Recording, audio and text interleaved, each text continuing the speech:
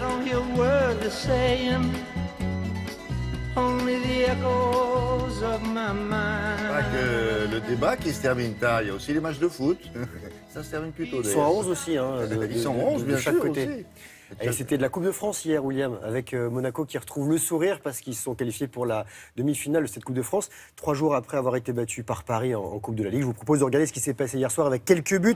Hier soir, en quart de finale de Coupe de France, Monaco accueillait Lille et Valère Germain, capitaine monégasque, montre l'exemple. Il fait le show, il s'offre un doublé en première période. Lille, réduit à 10 peu avant la pause, revient au score en fin de match. C'est un but plutôt sympathique par El Ghazi, mais trop tard. Il s'est fait avec les pieds, William. Monaco l'emporte 2-1 et se hisse dans le dernier quart. Et les Monégasques ont remporté cette Coupe de France à 5 reprises. La dernière remonte à 91. Plus tôt dans la journée, c'est Guingamp qui a été le premier club à se qualifier pour la demi-finale. Le 8e de Ligue 1 a eu du mal à se débarrasser de Fréjus Saint-Raphaël qui évolue en CFA, l'équivalent de la 4e division. L'unique but de cette rencontre est du Guingampais Mendy. Et en début de deuxième période, les Bretons ont soulevé le trophée en 2009 et en 2014. Ça, c'est le club d'Avranches qui affronte ce soir le PSG. Rappelons que le PSG est champion de France, deuxième du championnat actuel, récent vainqueur de la Coupe de la Ligue et tenant du titre de cette Coupe de France.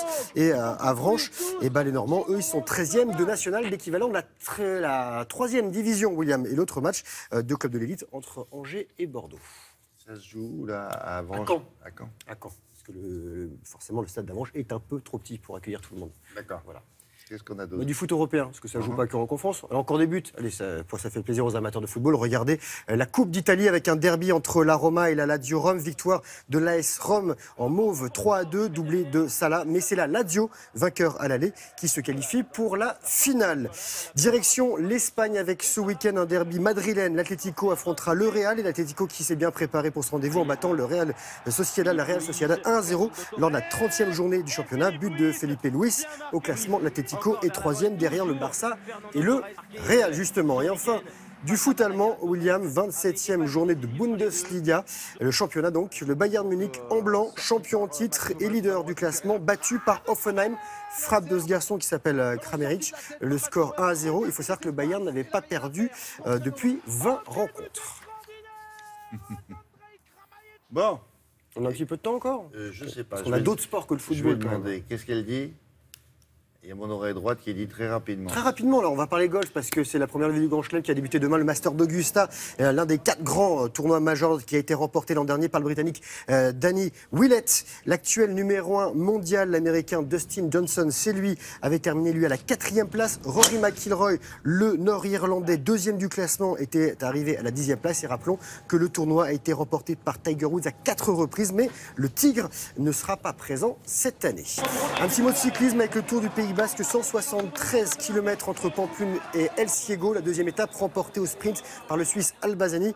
L'Australien Matthews reste leader. Le premier Français s'appelle Anthony Roux. Il est 10e.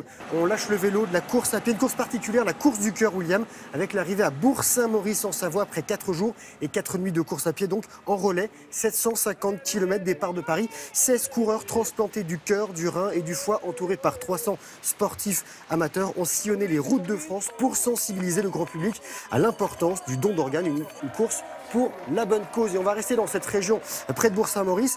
Nous sommes du côté maintenant de la station de La Plagne, William, avec un dernier slalom de la saison, plutôt un super slalom, un tracé XXL pour cette première édition. 4 km, 320 piquets, plus de 300 concurrents au départ.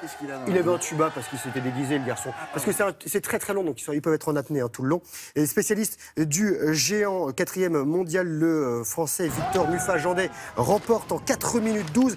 15 secondes plus tard, c'est l'italienne Federica Brignone. Et il y a encore de la neige. Allez-y, il faut savoir que normalement un slalom, ça fait entre 250 et 400 mètres. Là, il y en avait quand même pour 4 km. Donc il y avait du piquet à frapper. Merci beaucoup. Allez.